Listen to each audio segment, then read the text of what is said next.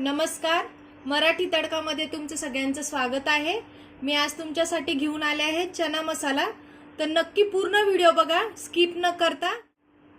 चला तर मग चना मसाल्याचं आपण साहित्य बघूया। हे आपण चणे रात्री भिजू घातलेले होते।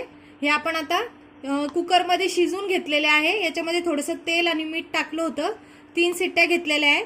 त्याच्यानंतर हे मसाले आहे, त्याच्यात आहे गोडा मसाला, चना मसाला, धने पावडर, किचन किंग मसाला, हळद आणि लाल तिखट।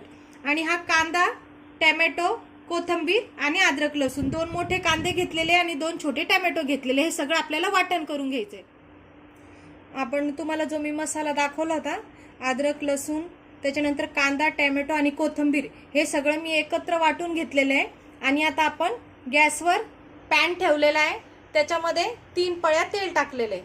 आता आपण सर्वात आधी गॅस चालू करून तेल गरम झाल्यावर हा मसाला त्याच्यामध्ये टाकणार आहोत। पॅन ठेवलेला आहे आपण गॅसवर, तेल गरम झाले। आता त्याच्यामध्ये आपण हा थोडासा खडा मसाला टाकणार आहे। याच्यामध्ये आहे विलायची, दगडफूल, लवंग, मिरे, शहाजिरे आणि तेजपान। आता आपण हे तेलामध्ये टाकतोय।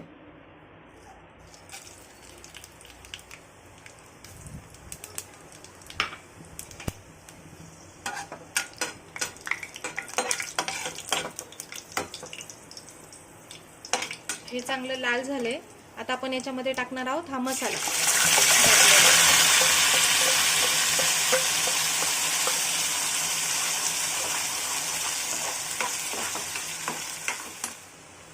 मसाला आपण 3 मिनिटं चांगला फ्राय केलाय तेलामध्ये। तुम्ही बघू शकता कलर थोडासा चेंज झालाय मसाल्याचा। कच्चा कांदा असल्यामुळे मसाला चांगला भाजून घ्यायचा आहे, कारण की आपण कांदा भाजून नाही घेतलाय। तर मग मसाल्यामध्ये आपण चांगला तेलामध्ये फ्राय करायचं आहे। जोपर्यंत कच्च्या कांद्याचा वास नाही जात मसाल्याचा, तोपर्यंत फ्राय करायचं आहे। आता हे बघा कलर चेंज झालेला आहे मसाल्याचा। आता आपण याच्यामध्ये आपले जे मसाले ते आपण टाकणार आहोत। आता सगळ्यात आधी आपण टाकणार आहोत 2 चमचे लाल तिखट,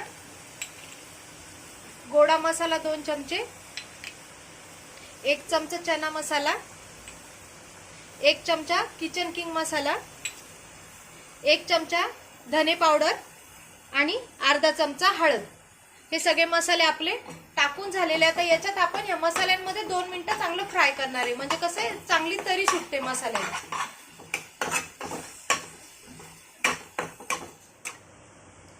मसाला छानपैकी तेलात तळला गेलेला आहे। तुम्ही बघू शकता याला तेल सुटलंय साईडनी मस्त। आता आपण याच्यामध्ये टाकणार आहोत मीठ। मीठ हे तुम्हाला चवीनुसार टाकायचंय, कारण की ज्यावेळेस मी छोले उकडून घेतले त्याच्यात पण अर्धा चमचा मीठ टाकलेलं होतं। तर चवीप्रमाणे मीठ टाकायचंय।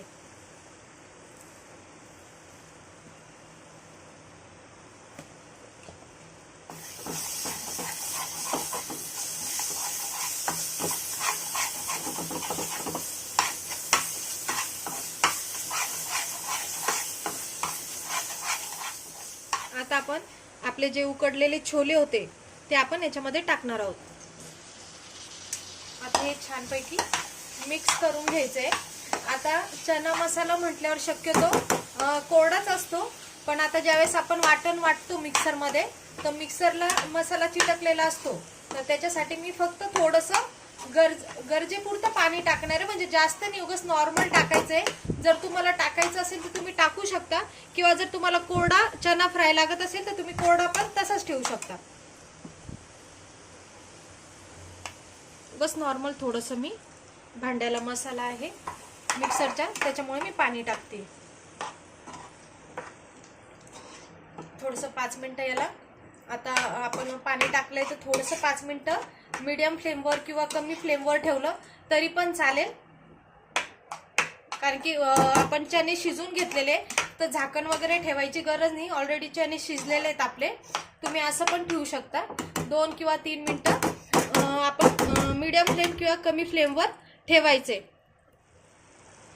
आता आपला छोले मसाला खाण्यासाठी तयार झालेला आहे। तुम्ही बघू शकता अतिशय सुंदर अशी भाजी दिसतीये, मस्त तरी सुटलेली आहे आणि खाण्यासाठी तयार आहे।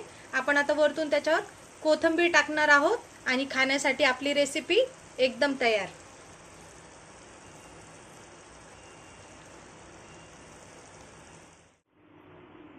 तुम्ही पाहू शकता आपला चना मसाला रेडी झालेला आहे, सर्व झालेला आहे प्लेटीमध्ये. नक्की ट्राय करा आणि सांगा कमेंटमध्ये कसा झालाय. चॅनलला सबस्क्राईब करा, लाईक करा आणि शेअर करायला विसरू नका.